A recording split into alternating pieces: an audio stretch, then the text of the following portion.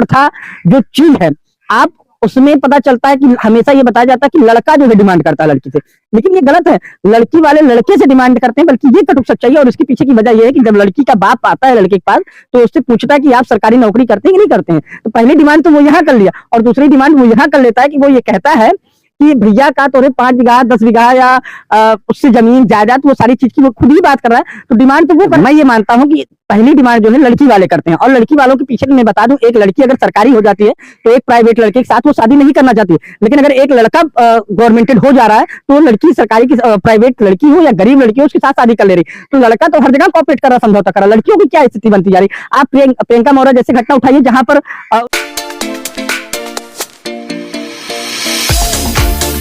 एक बार फिर आपको हाजिर हो गए हैं आपके अपने चैनल सुल्तानपुर आवाज में।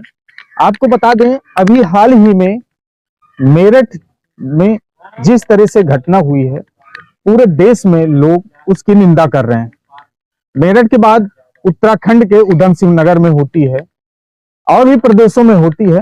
तो हमारे साथ में आप देखेंगे कैमरे में बैठे हुए हैं, जिनका नाम सौरभ मिश्रा है और ये कटका क्लब सामाजिक संस्थान के अध्यक्ष भी हैं।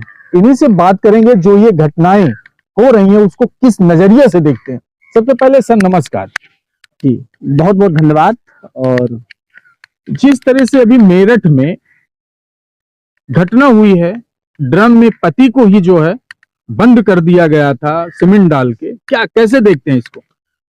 सबसे पहले मैं ये कहूंगा कि जिस प्रकार से सरकार की उन तमाम योजनाएं हैं, बेटी बचाओ बेटी पढ़ाओ, तो आज मुझे लगता है आदरणीय पत्रकार महोदय जी कि बेटा पढ़ाओ और बेटा बचाओ।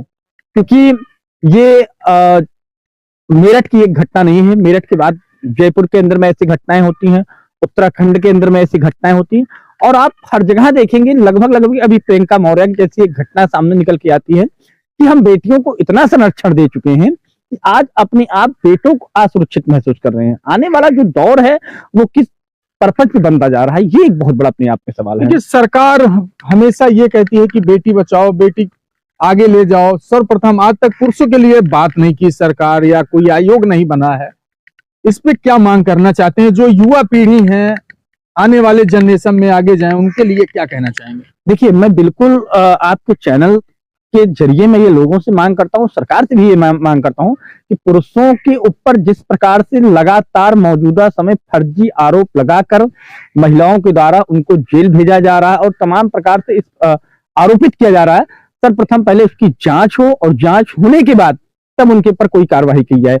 और मैं ये आपके चैनल के जरिए साबित करता हूँ, मैं दावे के साथ बोलता हूँ, किसी भी घटना के अंदर में पुरुष दोषी नहीं होता। उकसाने वाला अगर कोई होता है तो वो औरत होती है, पुरुष बिल्कुल नहीं होता है। देखिए, बहुत सारी चीजें होते हैं, जैसे एक लिव इन रिलेशनशिप में जो लोग रहते हैं उसके बाद वहां पे उनके ऊपर रेप का आरोप लगा के जेल भेज दिया जाता है, क्या कहेंगे? देखिए, ये तो फर्जीवाड़ा है। जब तक हमारा आपका जो है स्वार्थ रहा, जब तक आपसे हमें अपेक्षाएं रही, आपने हमारी अपेक्षाओं को पूरी किया, तब तक तो आप हमारे लिए राजा हुए, सोना हुए, तमाम चीजें हुई। और जिस दिन मेरी अपेक्षाएं आपसे खत्म हो गई, उस दिन मुझे लगता है कि आप मेरे लिए कुछ नहीं है। उस दिन आप केवल और केवल दुनिया की नजर में वो लड़की आपको ये साबित करेगी कि आप एक रेपिस्ट हैं। नहीं तो क्या होना चाहिए? जो घटना बढ़ रही है, चाहे वो मेरठ, उत्तराखंड या जयपुर में, अभी आपने बताया कि उस पे होना क्या चाहिए? सरकार को कैसे कदम उठाना चाहिए? देखिए, इस पे मुझे लगता है कि सबसे पहले इस पे कड़े एक्शन लेना चाहिए। और जिस प्रकार से लगातार लड़कियों के द्वारा लड़कों को निरंतर बदनाम किया जा रहा है, उनके ऊपर तमाम ऐसे फर्जी आरोप लगाए दिए जा रहे हैं, सबसे पहले उनपे बड़े पैमाने पे सख्ती के साथ जो है सरकार को एक ऐसा कानून लाना चाहिए जिसमें जो है एक तरफ पुरुषों की भी आवाज सुनी जाए और उनकी भी आवाज को उठाई जाए। मैं आपके इसी मंच के जरिए में बोल रहा हूँ, मौके पे एक स्थिति ये चल रही है दहेज प्रथा। दहेज की प्रथा के बारे में हम लोग एक समाज सेवी हैं, हम लोग सब दहेज प्रथा को लेकर विभिन्न ऐसे प्रोग्राम कराते हैं।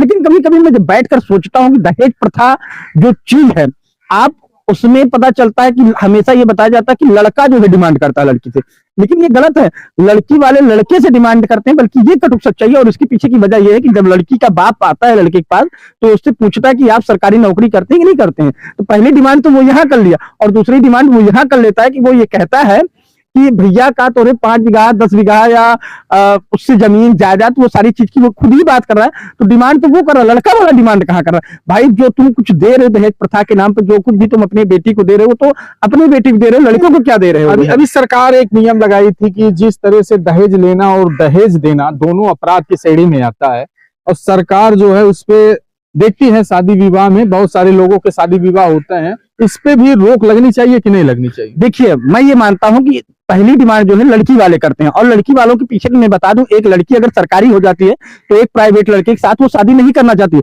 लेकिन अगर एक लड़का गवर्नमेंटेड हो जा रहा है तो लड़की सरकारी की प्राइवेट लड़की हो या गरीब लड़की हो उसके साथ शादी कर ले रही, तो लड़का तो हर जगह कॉपरेट कर रहा, समझौता कर रहा, लड़कियों की क्या स्थिति बनती जा रही? आप प्रियंका मौर्य जैसे घटना उठाइए, जहां पर उसका पति उसको पढ़ाता है लिखाता है, उसके बाद वही उनकी वाइफ जो है उनको धोखा देती है और एक बड़े पद पे चली जाती है। तो धोखा तो जहां तक आप देखेंगे हर जगह पे कुल मिला के महिलाओं के द्वारा पुरुषों को दिया जा रहा है, पुरुषों के ऊपर अत्याचार हो रहा है इस तरह से। अभी एक प्रश्न हमारे मन में है, ये लव का जो कारण है, जो युवा पीढ़ी है, युवा युवतियां हैं नई पीढ़ी की, वो जो है कहीं मोबाइल कारण नहीं है इसका, या धारावाहिक या जो नेट पे दिखाया जा रहा है, किसको दोषी मानते हैं? देखिए, सबसे पहले मैं ये कहूंगा कि जैसी रंगत वैसी हमारी संगत। पहले नंबर तो हमारी संगत किस प्रकार से, ये बहुत बड़ा हमारे ऊपर इफेक्ट करता है। और रही बात दूसरी कि जो मौजूदा समय पे जो ये तमाम डिजिटल प्लेटफॉर्म चल रहे हैं, सोशल मीडिया के और तमाम ऐसी वेबसाइटें चल रही हैं, आज की जो बच्ची हो रही है, बच्चा हो रहा है, मैं दोनों को ये साफ कर देना चाहता हूँ, चाहे वो लड़का हो चाहे लड़कियां हो, जहां उनके हाथों पे पेन देना चाहिए, कॉपी देना चाहिए, किताब देना चाहिए, उनको स्कूल भेजना चाहिए, लेकिन आज वहां अपने माँ बाप अपने बच्चों को गर्व के साथ उनको स्मार्टफोन पकड़ा रहे हैं। तो जब पहले ही तुम गड्ढे में भेजने का काम कर रहे हो, तो उसके बाद आप उनसे अपेक्षा क्या रखते हो? तो दोषी तो माँ बाप हुए ना, जो उनको एंड्रॉइड फोन लाके दे दिया जाता है, फिर इसी मोबाइल में रातों दिन लगे हुए हैं, नहीं उनको पूछना पड़ता है कि कॉपी पेन किताब जिस तरह से आपने बताया कि देना चाहिए। तो शिक्षा सबसे बड़ा क्या मानते हैं कि कहाँ जाना चाहिए, बच्चों को कहाँ जाना चाहिए? देखिए, सबसे पहले आप देखेंगे कई ऐसी जगह पे कई ऐसी संस्थाएं भी हैं जो ये बताती हैं कि लोगों के लिए एक फ्रीडम होनी चाहिए, आजादी होनी चाहिए, लेकिन मेरा जो व्यक्तिगत मानना है कि आजादी इतनी भी सीमित दायरे में ना चली जाए कि लोगों को बुरा लगने लग जाए। मौजूदा स्थिति में यह है कि आजादी के नाम पर लोग इतनी ज्यादा बदतमीजी कल्चर को अपनाना चालू कर दिए हैं कि जो बड़े हैं, बुजुर्ग हैं, सीनियर हैं, उनकी लोग मान मर्यादा करना भी मौजूदा समय भूल चुके हैं। ये मौजूदा की स्थिति हो चुकी है। और इसमें मैं एक शब्द और आपको जोड़ देना चाहता हूँ कि मौजूदा स्थिति में क्या है कि एक लड़का के साथ एक लड़की का आपसी प्रेम संबंध रहता है, लेकिन कुछ दिन बाद क्या होता है, वही लड़की उस लड़के के साथ जो है कहीं भग जाती है, और लड़की की परिवार वाले आके FIR ये करवा देते हैं कि मेरी बेटी को गुमराह करके लेके भाग गए। ये मेरे समझ में नहीं आ रहा, ये कहाँ का कल्चर होगा कि जो लड़की उस लड़की के साथ 6 महीने 7 महीने 8 महीने या साल 2 साल 5 साल रही, और उसके बाद वो लड़की बालिग भी है, उसके बाद भी उसको गुमराह फिरा के लेके जा रहे हैं। देखिए, एक बड़ा प्रश्न भी इसी प्रश्न में से निकल के आया है। जो माँ बाप 20 साल से 22 साल तक 18 साल के ऊपर जो बालिकाएं भाग रही हैं या नाबालिग बालिकाएं भाग रही हैं, उनको तो ये तक नहीं पता होता है कि जो माँ बाप हमको पाल पोस के इतना बड़ा किए हैं, जब वो उनके नहीं होते तो उस प्रेमी की क्या होगी जिसके साथ वो भाग के जाती है। देखिए, एक कहा गया है कि कहते हैं कि अगर गधी से हुआ प्यार तो परी क्या चीज है, गधी से हुआ प्यार तो परी क्या चीज है। और इसका साफ तौर पर नजारा भी ये निकल के आता है कि जो माँ बाप आपको उस योग्य बना के खड़ा कर दिया है, उसको हम दरकिनार कर देते हैं। उसका प्यार, उसका संघर्ष, वो हमको जो पढ़ाई में दिया, जो शिक्षा के लिए हमको खर्चा किया, वो कहाँ से किस प्रकार से एडजस्टमेंट करके वो मुझे मेरे प्रति मुझे आगे बढ़ा रहा है, आज हम उसको दरकिनार करके, और एक जो मुझे लगता है 6 महीने 7 महीने 8 महीने या 1 साल से जो लड़का आया, वो मेरे लिए माँ बाप से बड़ा इंपॉर्टेंट हम उसको दे रहे हैं। तो जैसा हम कर रहे हैं वैसा ही हम भोग रहे हैं। लेकिन इस पूरे भोगने में क्या है कि आज का जो मौजूदा का पुरुष प्रधान है, जो आज की युवा है, वो कहीं ना कहीं अपने आप में उनको दोषी बनाया जा रहा है। समय देने के लिए बहुत बहुत धन्यवाद। दर्शकों, आपको बता दें कि जिस तरह से भारत में ये कहना है सौरभ मिश्रा कटका क्लब सामाजिक संस्थान के अध्यक्ष का, पुरुषों के ऊपर महिलाओं का अत्याचार बढ़ा है, उसको लेकर आपकी क्या राय है, इस पूरे वीडियो पे कमेंट करके जरूर बताइएगा। कैमरामैन परवेज के साथ मैं अनिल कुमार।